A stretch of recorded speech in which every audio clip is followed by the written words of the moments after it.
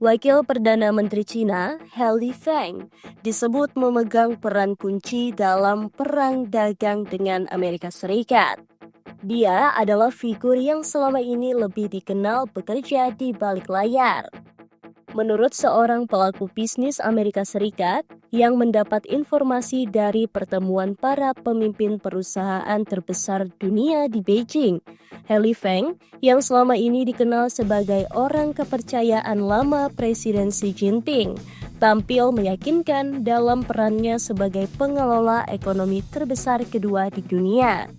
Dalam konteks ketegangan perdagangan antara Cina dan Amerika Serikat, peran He kini makin sentral, terlebih setelah Presiden Amerika Serikat Donald Trump mengumumkan tarif sebesar 145% terhadap sebagian besar produk Cina dalam langkah yang ia sebut sebagai Hari Pembebasan pada 2 April.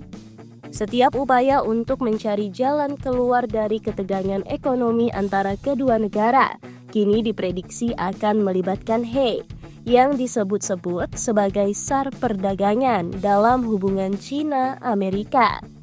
Dalam wawancara dengan 13 investor asing dan diplomat yang telah bertemu He dalam setahun terakhir, Reuters mendapati perubahan mencolok dalam gaya berinteraksi He.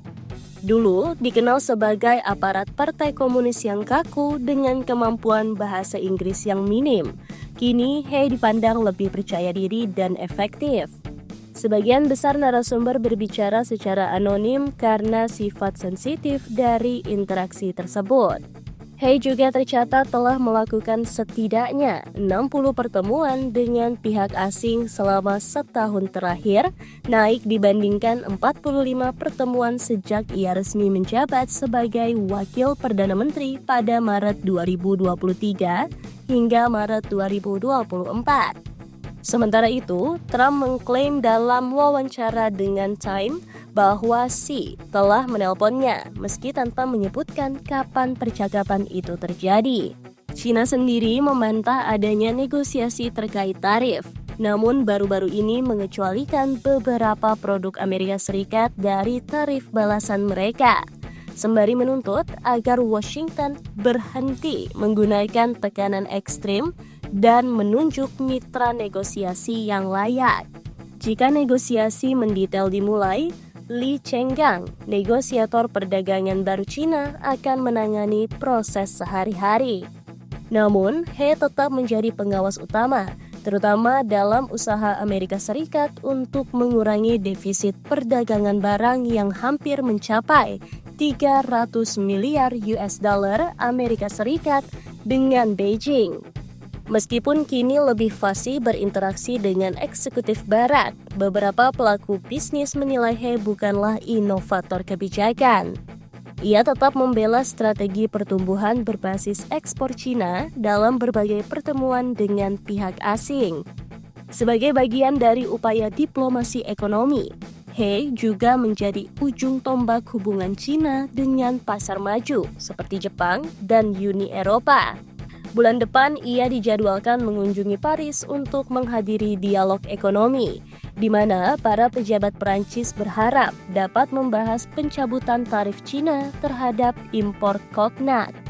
Sebelum menempati posisinya saat ini, posisi ekonomi Cina diwakili oleh Liu He, ekonom lulusan Harvard yang fasih berbahasa Inggris dan pernah menegosiasikan kesepakatan dagang dengan Amerika Serikat. Dibandingkan Liu, latar belakang He lebih domestik, dengan gelar doktor ekonomi dari Universitas Xiamen, sehingga ia memerlukan masa adaptasi untuk menjadi wajah ekonomi Tiongkok di panggung global. Beberapa eksekutif Amerika Serikat sempat kecewa ketika He menyampaikan hasil pertemuan kebijakan ekonomi utama pada Juli lalu. Salah satu yang hadir menggambarkan He saat itu tampak kurang energik dan dikelilingi oleh puluhan ajudan. Berbeda dengan pendahulunya seperti Liu dan Wang Qishan yang dikenal karena kefasihan dan gaya santai, He cenderung lebih kaku.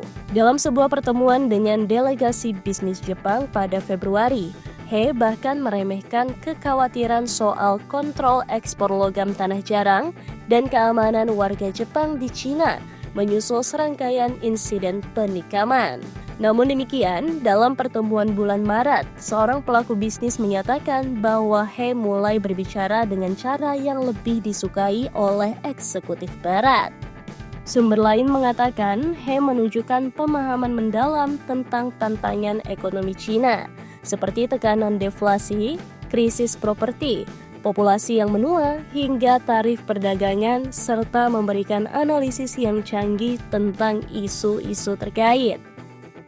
He juga disebut-sebut menunjukkan keyakinan tinggi terhadap prospek DeepSeek, sebuah startup AI lokal.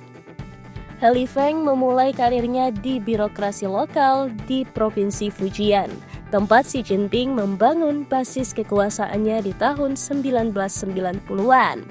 Kedekatan keduanya bermula dari sana, bahkan He menghadiri pernikahan Xi, menurut laporan sebelumnya dari Reuters. Pada 2009, He dipindahkan ke Tianjin, di mana ia mendapatkan julukan He si Penghancur karena proyek pembaruan kota dan infrastruktur masif yang memberi Tianjin wajah baru, namun juga menjerumuskan kota itu ke dalam utang besar. Alfred Wu, pakar Cina dari National University of Singapore yang pernah bertemu He saat bekerja sebagai jurnalis di Fujian, menggambarkan He sebagai birokrat lokal tipikal dan anak didik Xi Jinping yang sangat khas.